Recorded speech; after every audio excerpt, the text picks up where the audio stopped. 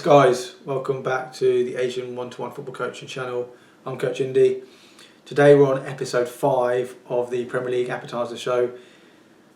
The episodes, guys, are absolutely flying out at the moment. Because there's a game week every 3 to 4 days, the episodes are just going to be flying out. So at this point, I need you all to hit the subscribe button because there's going to be episodes just coming out every 3 or 4 days. Only takes a second, guys. Do that now. Once you've watched this video, hit a like. Leave a comment as well, what do you think about the video? And also, once you've subscribed to the channel, you'll get a notification to say whenever there's been another video uploaded to the channel. So that way you can watch all of our content as and when they get uploaded onto YouTube.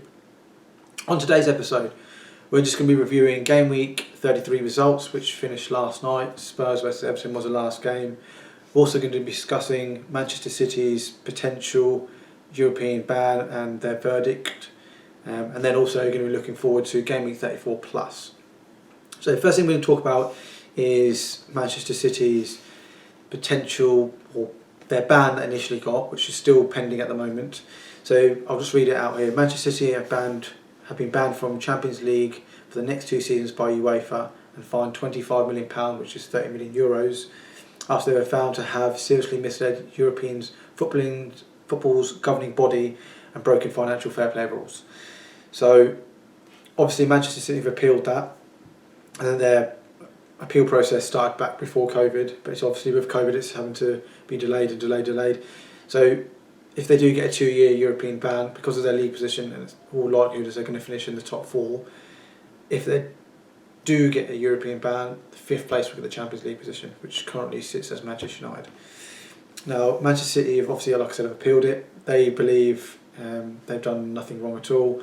The verdict for this should be coming out on Friday of this week, which is sort of 3 days away, or Monday next week, which is obviously another 3 days after that. So watch this space, maybe a bit more information on the next episode with regards to Manchester City and their ban. My feeling is that their ban will get reduced down to 1 year, so there'll be a bit of a happy medium. So yeah, watch your space for that one. Okay, moving on to game week 33 plus. Just whiz through the results and the goal scorers. So Norwich versus Brighton. Norwich 0, Brighton 1. Trossard scorer. Leicester 3, Palace 0. Really good win for Leicester actually, back on the winning ways. Inacho and Jamie Vardy finally scores. He scored 2 in this game. Manchester United 5, Bournemouth 2. Absolute goal fest in this game. Greenwood 2, Rashford, Martial, Bruno for Manchester United, and then Stanislas and Joshua King, who also was actually rumoured incidentally to join Manchester United back in January before Ricardo did. Wolves versus Arsenal, bit of a shock result this one. Wolves 0, Arsenal 2. Saka and Lacazette the goal scorers. Chelsea 3, Watford 0. Giroud, Willian and Barkley the goal scorers for Chelsea there. Burnley 1, Sheffield United 1. Tarkowski, who was captain on the day, scored, and then Egan scored a pretty immense strike actually. We'll talk a bit more of that later on. So 1-1 there. Newcastle versus West Ham. Newcastle 2, West Ham 2. Antonio put Newcastle, but West Ham 1-0 up, sorry. Almiron equalised. Souček 2-1 for West Ham, and then Shelby scored relatively late on to make it 2-2. Liverpool 2, Aston Villa 0. It was comfortable on paper. Wouldn't say it was comfortable necessarily on the pitch. Sadio Mane and young lad Curtis Jones scored, so all play to him.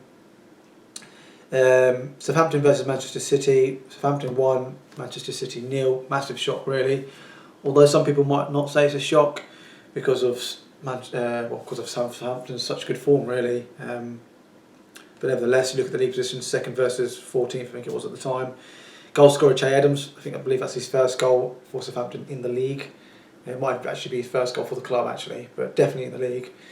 And then last night's game, which was Spurs versus Everton. Spurs winning 1-0 this game. It was actually an own goal from Michael Keane. So those are the results, guys, from game week 33 plus. Some interesting scores, some obvious score lines, some shocks. Talking about the Southampton game, for example, most people say that was a shock.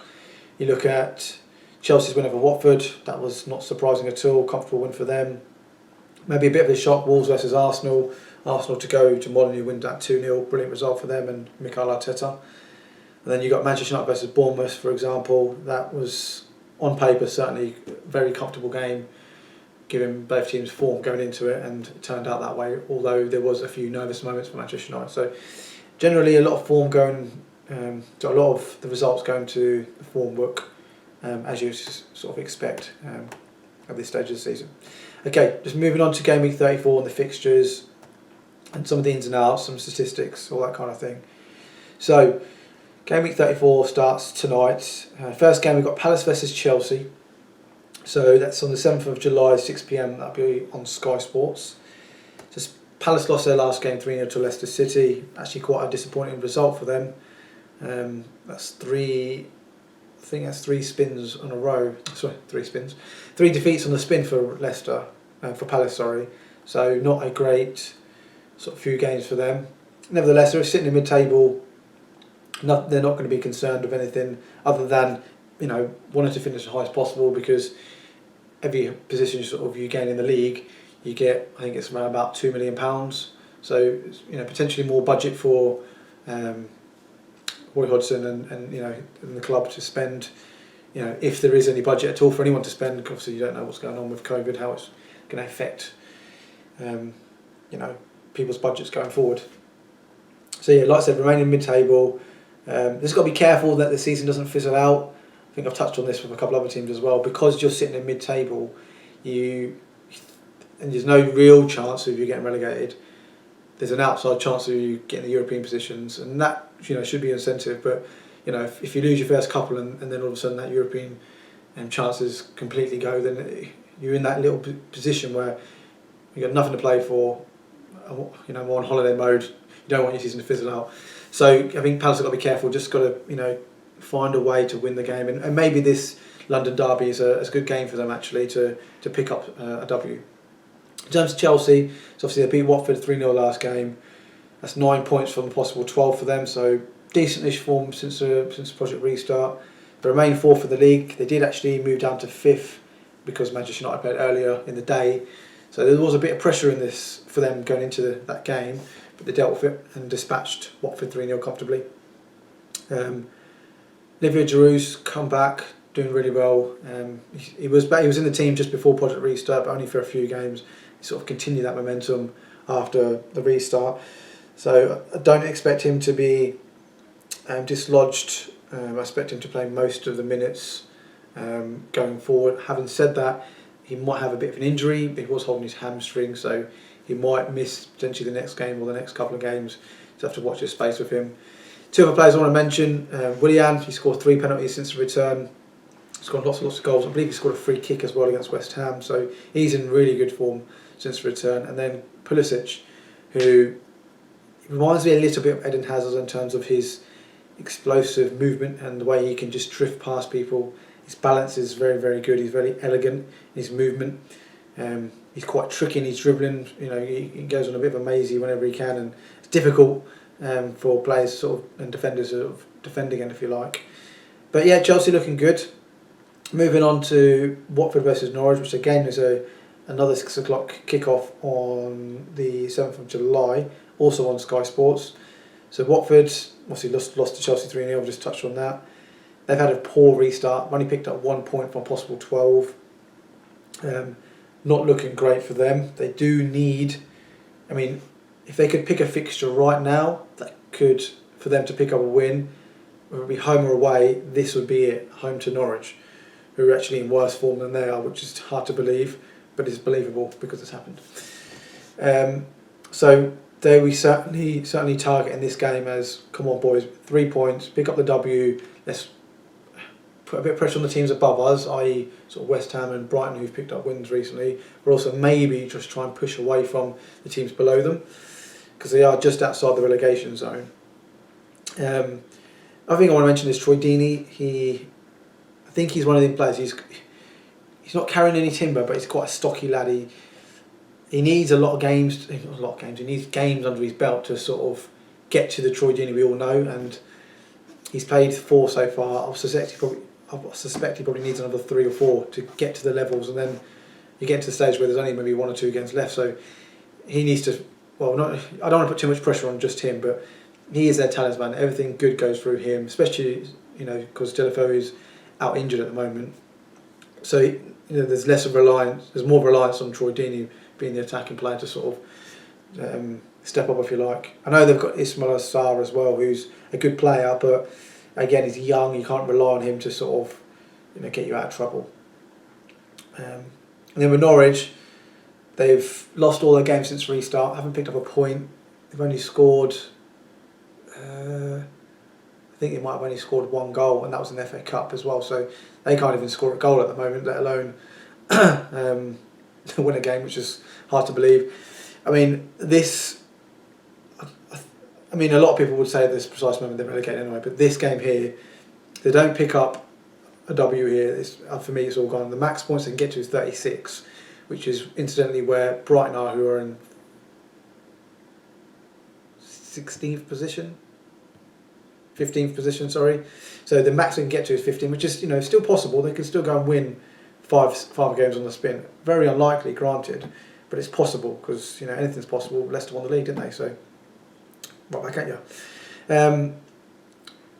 Thing that I'm looking at it now, sort of, and really trying to read between the lines, is because there's been a lot of talk amongst the sort of the Norwich community that Stiepermann and Vranic, the centre midfielder, the left centre midfielder, those types of players should be getting more minutes. I mean, they played quite an instrumental part in them getting promoted to the Premier League, especially Stiepermann, and they're not getting enough minutes. So I'm thinking, why is he not giving them opportunity? And I'm looking at it thinking, well, Cantwell, he's a young player. They're probably thinking, give him as much exposure in the Premier League as possible. They can make a load of money from him. Jamal Lewis and Aaron's have played pretty much every game this season, or most of these games this season, so they're going to be exposed to the Premier League. They're going to be in the window, young British players, and then you've got Godfrey as well, who's a young centre back who's done quite well at Shrewsbury before under Paul Hurst, albeit I think he played centre midfield, and then he's obviously gone to Norwich and done quite well there. So I'm looking at it. Look, they're maybe targeting 4 of their British players or English players and thinking shop window equals pound signs, which means selling those players, even if they sold 2 or 3 of those and not all 4 of them, and they made £50 million from it, that's £50 million they're better off than before. And then they'll still have Stiepermann's and the who also I mentioned, Stiepermann's and Vranic and stuff, people like that who can come in, if Cantwell does get sold. And they've got Sam Byram as well, who can play fullback, so he can replace one of the fullbacks as well. So I think they're just thinking, how can we make a bit of money? We've exposed these young players, they've been in the window, what clubs are going to take a chance on them? And I think there will be a few clubs who, target those, especially Cantwell, he's done quite well this season. So yeah, I think they're just exposing those players, giving them as much experience and exposure in the Premier League to try and generate funds or generate some interest in them, and hopefully some funds on the back of that. So you could argue it's a very clever business model in the sense that they've obviously it's got to work. The players got to come in and clubs buy them. All my theory just goes out the window completely, guys. So let me know what you guys think actually. My theory, could it be right? Could it not be? Have you got a different theory? Leave a comment, guys, in the comment section below. Arsenal versus Leicester. So like I touched on earlier, Arsenal, brilliant 2-0 win away to Wolves.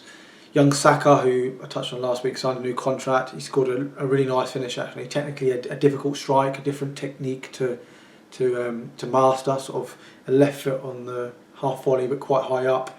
Sort of guided it into the far corner. Difficult for Rui Patricio to save that. So that's actually, because of that win, they built up a bit of a momentum, Arsenal, and that's 3 league wins in a row. That's 3 clean sheets in the league in a row. That's 4 wins in all competitions, including the FA Cup game as well. So there's a bit of momentum there, and all of a sudden, if they can go and beat Leicester, who are, I think they're 9 points above them at the moment, to win the game, they're only 6 points behind. Leicester have still got to play, I think, Spurs and Manchester United as well, so it makes it very difficult. Granted, Arsenal have got some difficult games in there as well. They've got to play Spurs the game after this as well, so you can say this 1 week when they play Wolves, Leicester and the North London derby against Spurs is probably pivotal to their season. If they go and win all three, they probably fancy themselves for the Champions League spot, depending on how the results go. However, if they do lose this game, I think the best they can hope for is Europa League spots, and they'll be fighting with Sheffield United and Spurs, and maybe Wolves if they drop into sort of that, if they form dips a little bit as well. So yeah, that's kind of where Arsenal are at the moment. They're still in the hunt. They're on some good form. It's interesting as well. I touched on the last episode. He's shifting away from maybe the more experienced type players. I know Aubameyang's a captain. He seems to play, and he's 31. I get that, but he's our best player. But generally speaking, he's come for a lot of younger players, and maybe that's the vision and the direction he wants to take the club. And I'm actually pleased for Arsenal and pleased for Mikel Arteta. That things are working for him at this stage, I would say. And in terms of Leicester, obviously beat Palace last game 3-0. First win since Project Restart. They needed to stop that winless run, and they've done that in a very convincing manner, certainly in the scoreline. Jamie Vardy scored 2 goals, which was probably a massive relief to him. He's now part of the 100 Premier League goal scorer club. So maybe that was a reason why he hasn't performed for the last, I don't know how long really, probably this year really, because it's been playing on his mind quite a lot. Possibly, I don't know, I'm just second guessing here. They remain third in the league, they're on 58 points. They're only 3 points above 5th place now, that's what I will say. So that's how tight it is, if they go and lose their next game and Manchester United win, Man United won't go ahead of them unless there's a big goal difference shift. I think Leicester on plus 30, low 30s maybe, and Man United are low 20s, so there will have to be a massive turnaround in goal difference, which I can't see that happening. But nevertheless, it's very, very tight. Remember, they played each other last game of the season as well, so it can get really tight. It could, things could be settled. I heard something actually during the week, which is quite interesting. Maybe, just maybe, that it gets to the last game of the season and Manchester United are playing Leicester. And I hope this doesn't happen because morally it's wrong, but you can make a case for it.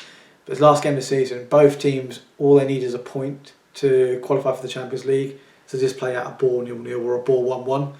So potentially that could happen. I mean, unlikely, but it could happen. It'd be interesting to see if that does happen. Manchester City versus Newcastle. So moving on to the Wednesday games now, which is 6 o'clock kickoff on BT Sport. So Southampton beat Manchester City in their last game 1-0. Touched on that earlier on. Manchester City still haven't qualified. Just move aside the European ban for a second. They still haven't qualified for Champions League spots just yet.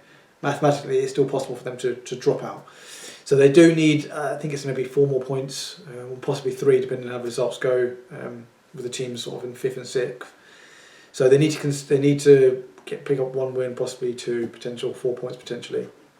What I will say on the game against Southampton, I think they did play quite well. They didn't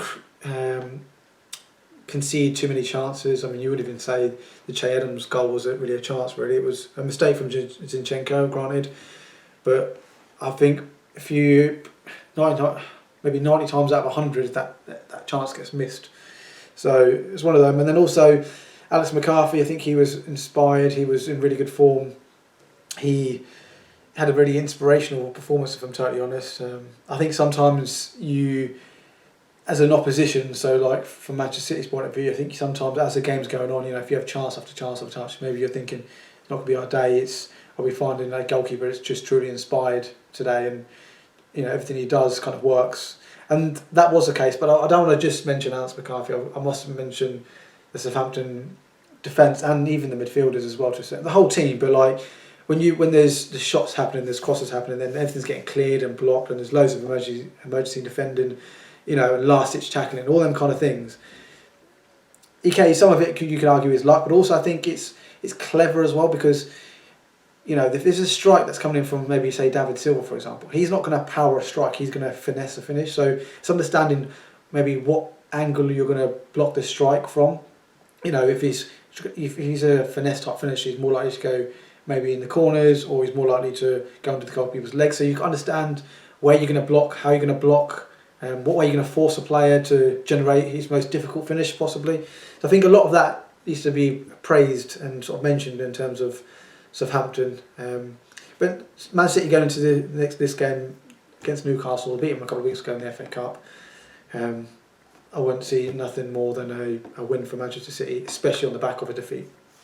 In terms of Newcastle, doing really, really well under Steve Bruce at the minute. Really, really strong start since the restart. Won lots of games, picked up lots of points. Had one defeat in the FA Cup to Manchester City, which can happen to anybody. They drew the last game 2-2 to West Ham. Decent performance, decent point at home. West Ham were fighting for their lives. And they were behind twice as well. So it shows a bit about their mentality and their character as well. That, if they are behind, they've got the fight, they've got the character to come back. Not only once, but twice as well, So they're sitting sort of mid-table, sort of about 13th, 12th in the league, looking okay. Special mentions for Almiron and St. Maximin. I touched on St. Maximin in the last episode. He's a very exciting player. He's very unpredictable. He runs a bit of fear in, I think, defenders' legs and eyes as well. What's he going to do? What way he's going to go? Is he going to make me look silly? All them kind of things come into it. And then with Almiron, I touched on in the last episode as well. He couldn't score for Toffee, and now he just can't stop scoring. He's seems like a completely different player, certainly in terms of confidence. I think the work ethic was always there. He's one of the most hard-working players in the league, in my opinion. But obviously, that running can only take you so far, and if you're not producing in terms of, especially as an attacking player, if you're not producing or contributing in a different way, eventually that's going to go against you. Now, the only shining light for him before he started scoring was that no one else was doing anything either, and his work ethic outshone everyone else, so that kept him in the team. So now he's all that work ethic that is happening, and he is scoring. He's almost an indispensable sort of player in the team at the moment. Okay, and moving on to Sheffield United versus Wolves. Again, 6 o'clock kickoff on the Wednesday on Sky Sports. This game. So Sheffield, they drew their last game to Burnley 1-1. Decent point, quite a late goal. Stops their rot as well because they lost quite well. Say stopped their rot. They won their last game 3-1 against Spurs, but they're sort of 4 points in 2 games. So that sort of couple of games unbeaten is what I'm trying to say. But before that, there was many games where they lost. Lost to United, lost to Newcastle, lost to Arsenal in the FA Cup. They drew to Villa as well.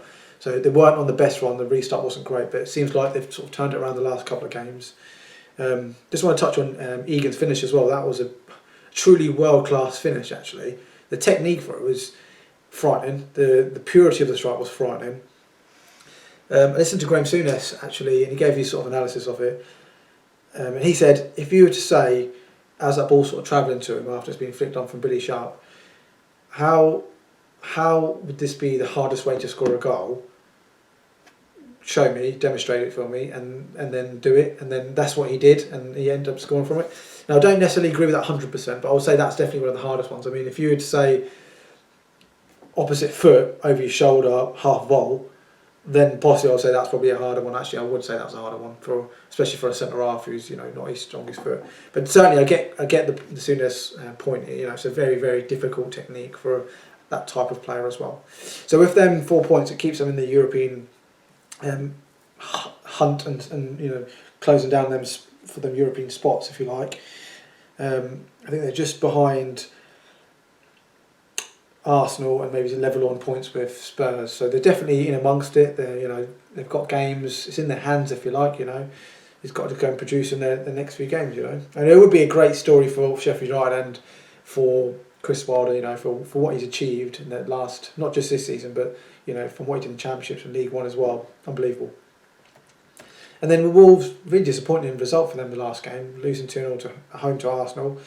On paper, the form they're on, they were 1-3 out of 3 before that, and granted Arsenal were actually going into the game in half decent form as well. But you suspect, certainly Wolves not to lose the games, but to lose the game, that was definitely a disappointing result for them. They didn't actually look like, looking back at the game now, I wouldn't say they actually deserved all 3 points. That's not to say they deserve to lose either. I think somewhere in between, a draw would probably be the fairer result.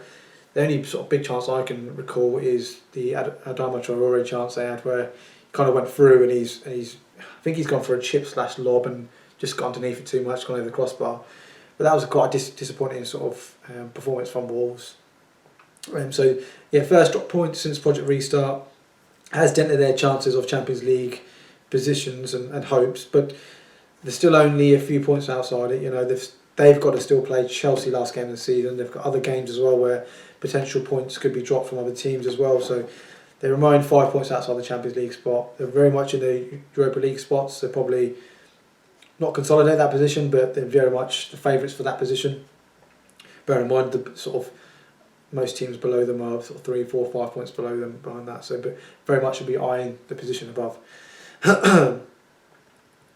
West Ham versus Burnley, which is 6 o'clock kickoff on BT Sport as well. Plenty of games at 6 o'clock on the Wednesday.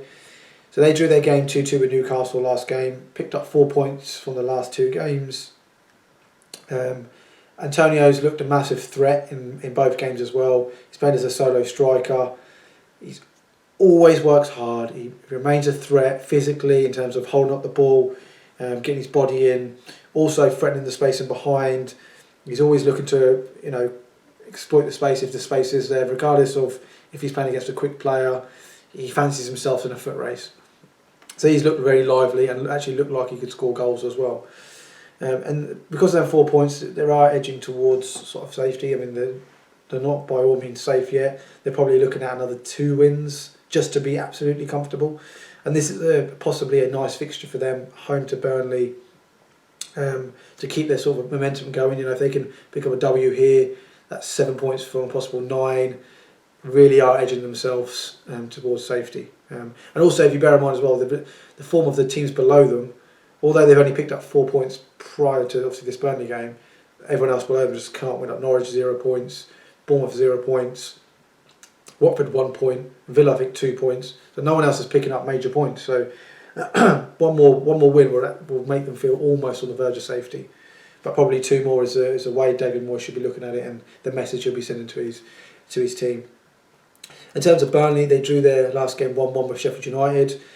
So Tarkowski scored a goal, decent striker finish actually, good instinct, sort of outstretched legged into the far post, sort of a very striker type finish, if you like, instinctive.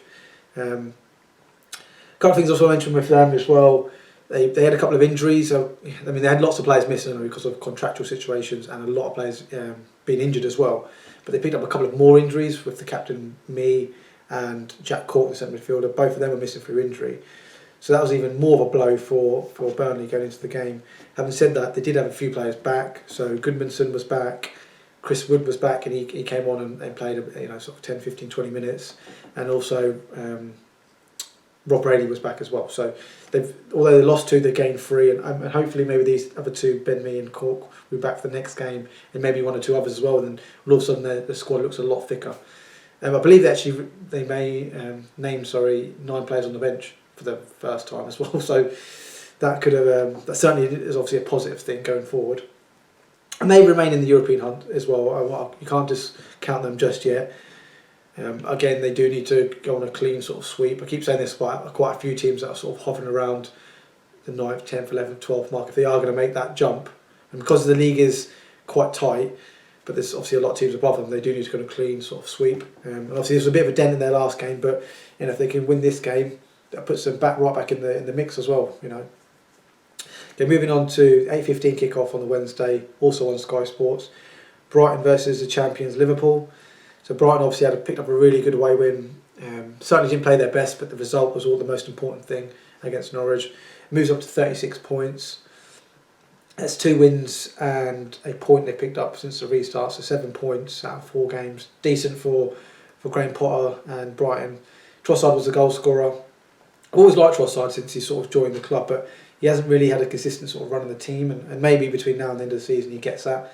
I think 36, if Brighton didn't win or didn't pick up any more points from now to the end of the season, I think they'll still be safe. Bear in mind their goal difference as well is a lot better than everyone else that's sort of below them, that's sort of chasing them down. But I think Graham Potter will be emphasising one more win, and they'll feel absolutely comfortable. So I'm not saying it's going to come in this game, but because you play against the champions. Having said that, Liverpool aren't playing particularly great. I know they've turned out a couple of good wins, but they're not playing particularly great, I would say, at the moment. Which subconsciously can happen after you sort of winning a league title and being such a big burden for a long period of time as well. Speaking of Liverpool, so obviously they won their last game 2-0 at home to Villa. What I will say is they didn't look themselves. However, they got the job done. They won the game 2-0, clean sheet. You could argue it's a story of Liverpool's season. Haven't looked free-flowing, haven't looked menacing, haven't looked like they're going to carve teams open sort of every opportunity when they go forward. But they just get the job done. They're doing enough defensively. That's not to say they're relying on the goalkeeper or anything like that. Having said that, Alisson did make a couple of good saves in this game. I still think they're sort of wiping off the cobwebs out of their system, on the back of what happened sort of a week ago. There would have been an absolute boost sesh. So I think there's just a lot of players that want to get out of their system, and it's going to take a while for them to sort of get back into the groove. Young lad Curtis Jones scored a goal, first Premier League goal for him. He looks like a nice player, like in terms of sort of technique and mentality and attitude, and understands what it sort of takes to play for Liverpool. Early stages, granted, I get that, but everything I've seen so far seems quite promising. Seems, he's sort of level-headed as well, if you like. It'll be interesting to see as well what Liverpool do in terms of rotation. Obviously they changed 3 players for the last game. Gino Wijnaldum, Henderson and Firmino, and the 3 lads come in for them, play the game. I think there'll be more rotation going forward for this Brighton game, and then even the game of the weekend. I'm not sure who they're playing just yet, but I think there'll be a lot of rotation. So any fantasy football owners, get rid, I say, or hold your nerve over the next sort of week or so. But having said that, back to winning ways. That's what champions do. They respond well after disappointing defeat to Manchester City in their last game. Moving on to Thursday, so you got Bournemouth versus Spurs. It's a 6 o'clock kickoff on Sky Sports. So Bournemouth obviously got absolutely smashed by Manchester United last game 5-2. What I will say is there was a couple of positives from the game. So Salister scored and Josh King scored. I believe that was their first goal since the restart. Not 100% sure on that. I think that is correct. So then maybe from that point of view, that's sort of a monkey off their back. So you've got to worry about like where the goal's going to come from. They've had a couple of players score, so maybe a bit more confidence going into this game. And they're playing against a Spurs team who aren't in the most confident. They're not a Manchester United at the moment, who are absolutely flying and smashing teams left, right, and centre. So the only consolation for them is the teams around them will keep losing as well. So Norwich are in worse form, or they're in the same form in terms of points, but Norwich can't even score a goal. And Watford keep losing. They've only picked up, I think, 1 point I've touched on already. But like I said, they look better going forward, and they did cause Manchester United a few problems, albeit United did bring it on themselves in some respects. But I do think that was down to some pressure and some momentum and phases of attack that Bournemouth sort of created onto Manchester United, and that caused that bit of nervousness into United. So yeah, definitely look better going forward, especially on the counter on transitions as well. With Spurs, they obviously won their game last night 1-0 home to Everton. Definitely wasn't a convincing win. So you had Jose Mourinho versus Carlo Ancelotti. I believe the last time they met was when Jose was at Inter and Carlo was at Real Madrid. Don't quote me on that, guys. Actually, let me know in the comments. Let me know what you think, actually. Is that true? Have I made that up? Yeah, let me know, guys. I think I might have made that up, actually. Yeah, probably made that up. But yeah, less than convincing win to Everton last night. However, they got the 3 points. Much like Liverpool, just touched on them. They needed a win. It keeps them in the Europa League hunt. Whether they want that or not, I don't know. I suppose they probably would, because it's another competition they can win for next season. It just adds another opportunity for Jose Mourinho to add to his trophy cabinet, if you like. Not that it's about Jose Mourinho, guys. Not that it's about him. Only leaves them 1 point behind Arsenal as well, and obviously Arsenal play Leicester next game. So on paper, certainly Arsenal got a harder game than what Spurs have. Spurs will be thinking, Bournemouth haven't won a game yet. Come on, guys, we can pick up a good win here and put a lot of pressure on Arsenal and hope Leicester do them a favour, kind of thing.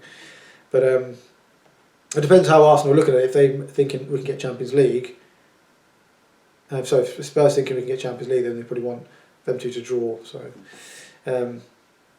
So the North London derby is both the clubs' next game, which is at the weekend. So it'll be interesting to see what both teams' form is and what result they both have going into the North London derby at the weekend. Last thing I just want to touch on, there was a small sort of incident happened between Son and Lloris last night. I saw the incident as in what happened at half time, as they were sort of walking off the pitch, but I didn't know what it was about until after the game. I think I kind of liked it in some respects. I don't think you see enough of that. Certainly on the pitch, you don't. You might see it behind closed. Well, it might happen behind closed doors. You don't necessarily see it from a sort of a spectator and a fan's point of view. But certainly, I mean, from a fan's point of view and a spectator point of view, I kind of like that. Not just because Lloris is a captain, and not because it was sung like a star player as well. You've got to sometimes, regardless if there's a good player or a less of a player in your team, you've got to out them when you need to. If they're not doing their job, you've got to tell them, regardless if it's, like I said, it's a big player or if it's not a big player, you out them. I think Jamie Redknapp made a good point as well. It could have stemmed from some of the stuff that happened in the game before. He made a comment that there was a tackle that Son should have made in the Sheffield United game and he didn't. It looked like he bottled it a little bit, and maybe that sort of was in the back of Lloris's mind as well. So that happened, and then this happened as well, and he thought, right, I just need to let off some steam and sort of ended that. So, but nevertheless, it's a good win for Spurs. Bouncing, I won't say bouncing necessarily, but they're more confident going into this next game against Bournemouth. Everton, Southampton. Excuse me. So Everton just lost against Spurs. That's their first defeat since Project Restart. They've picked up 7 points from possible 9 before that. So they were in decent form. Didn't play particularly well on the day, I must admit. They didn't really create a lot of chances. They lacked, I think, a bit of belief. They lacked a big team mentality that they can come back from losing positions. They lacked that sort of belief that if you go 1-0 behind, or if we're in a moment of adversity, don't worry guys, just roll our sleeves up, let's just grit, let's just fight, and things will turn for us. I think they lack that, and I think that's something that Ancelotti needs to change within sort of the Everton, not just on the field, but actually as a mindset within the fans as well, and a culture within the city, amongst the sort of the Evertonians. I think that's something he would absolutely want to change. So they remain 11th in the league. A couple of things to sort of mention. They need to sort of obviously come back to winning ways if they want to get into the Europa League spots, and they have still got an outside chance. I touched on Burnley earlier. You chuck in Southampton into that, you can chuck in Crystal Palace into that, whatever. There's quite a few teams you can chuck into that, Newcastle. So they'll be looking for a good response. Holgate picked up an injury. It looked like a calf injury. Sort of the way he was sort of holding his leg, and sort of how the physio was sort of eyeing up his calf, if you like. So he could possibly be missing, and I think he's been a quite big play for them. Mina looks like he's carrying. I get he's a big lad. I get he's tall, but I just think, I look at him, I think, is he carrying a bit of timber? Like, he should be quicker than he is. He should be more aggressive than he is. He should be more dominant than he is. He doesn't provide any of those. And maybe that's the reason why Barcelona got rid of him, I don't know. But yeah, Everton do need to win this game and get back to winning ways. And then with Southampton, brilliant win against Manchester City last game, 1-0 win. Touched on Che Adams scoring his first Premier League goal. Really pleased for him. That's a monkey off his back. Hopefully he can not necessarily go on a big run, but maybe contribute with 1 or 2 goals between now and the end of the season, and then he'll have a bit more confidence going into the following season. They're only 3 points off 9th, guys. And Southampton have been in relatively good form since the restart, and even before the restart as well. They're in decent form with sort of Danny Ings, Ward-Prowse, and the likes sort of performing really, really at a high level for them this season, and for Ralph Hasenhüttl. Moving on to the 8:15 kickoff on the Thursday, which is Aston Villa versus Manchester United. Again on Sky Sports, guys. So Villa lost their last game 2-0 to Liverpool. They have looked defensively stronger. They looked stronger in this game as well in particular, but in general terms, I've watched a lot of their games, they have looked a lot better. I think Dean Smith did say, I'm not sure if it was before the game or after the game, that they were third, fourth or fifth, I can't remember exactly, around them sort of numbers for big chances conceded. So they were effectively, I imagine Liverpool would have been up there, Man City, their teams like that. So yeah, effectively conceded the least big chances in games since the restart. So that definitely is a massive improvement for them, because I think before that they were like 20th. So they have massively improved on that. On the counter-attack, they look like a threat. They could have scored 2-3 goals if they were just a bit more clinical. Think of Jack Grealish's chance they had. and other moments where they're good on the transition, but the final ball was, either the cross was too close to the goalkeeper, or was intercepted or blocked, or a tackle was made or whatever. But they did look dangerous, and I think that was how they'll play against Manchester United as well, going into this game. But they need points desperately. Like, they're in massive trouble at the moment. Still in the relegation zone. Only picked up 2 points from 4 or 5 games. I think it's 5 games for them. Hopefully, touch wood, it doesn't happen in this game. Not that I'm biased or anything, guys. And then Manchester United won their last game 5-2 against Bournemouth. Going forward, guys, they looked absolutely devastating. It's not just in this game, but even in the previous games. They've put the Norwich game in the FA Cup less so, but against Sheffield United, dispatched them. Against Brighton, dispatched them. Scored loads and loads of goals. Really, really good. I mean, Mason Greenwood scored 15 goals for United now this season in all comps. It's only 5 behind Rashford and Martial, who incidentally both scored 20. If you haven't worked out your maths there, both of them had good seasons. Scored 20 goals. So that's 55 goals. For the top 3. Really, really pleasing to see that. Bruno Fernandes, I mean, what else can I say about Bruno Fernandes? The guy's an absolute genius. He's come in and he's transformed the team. He's made everyone else look better. I said in the last game, he outworks everyone as well. Out of possession, he is different level. Tactically, he's switched on. From a pressing point of view, he's the first one to sort of set the precedent in terms of the press. And also the one who's sort of directing people as well. When to sort of arc your run, what channels to block off, who to follow up. Secondary and tertiary type players to press as well. He's a massive player. He picked up 2 assists and a goal against Bournemouth. Martial, I'm just going to touch on him. Brilliant strike. He's looking really, really, really strong as well since the restart, and throughout the season, generally speaking. 20 goals from Manchester United striker. It's decent. You can't knock that. 20 goals. Very, very pleased with him. Really, really good goal in this game as well. Typical sort of Martial goal, if you like, in that inside left position, looking for that far corner, and whips into the stanch. A couple of things that I will note as well from a sort of a negative point of view. De Gea, the first goal, you have to say is a mistake, and I'll tell you from my opinion, from the technical point of view, the mistake. It wasn't so much the positioning of his actual body. It was in terms of where his feet was or anything like that. I think that was actually correct. What is known as a David De Gea save, and maybe another video, guys, I can demonstrate the typical David De Gea type save. Essentially, what it is, depending on what way the shot's coming from, left or right, you have one knee in the air, one knee in a sort of a barrier type shape, for those who know cricket, and then your hands should be spread out really nice and wide, and that's where the problem was. His hands wasn't spread out. If you look where the ball actually went through the path, the height of the ball, when it went past De Gea, that's where his hands should have been. His hands wasn't there, so it was right to come out. It was right to block. He was right in the right position. It's just his hands wasn't in the right position. So just from a technical point of view, I think he made an error in that point of view. And granted, guys, I'm not an absolute expert in that field. Obviously, De Gea is a world-class goalkeeper, just going through it's more than bad form, isn't it? Let's be honest, it's 18 months, 2 years now. So it just sort of give you guys a bit of an insight into sort of maybe my opinion on why that goal sort of happened, really. And then also the second thing I just want to mention is it was a really sloppy start to the second half. We gave away multiple passes. The types of passes we made. I mean, one I can remember from Matic. He tried to calm things down, and I think he just leant back too much. It's gone to by and it's hit his kind of shoulder area, and handball was given, and the penalty was given, and it was a goal. They scored from a Josh King scored.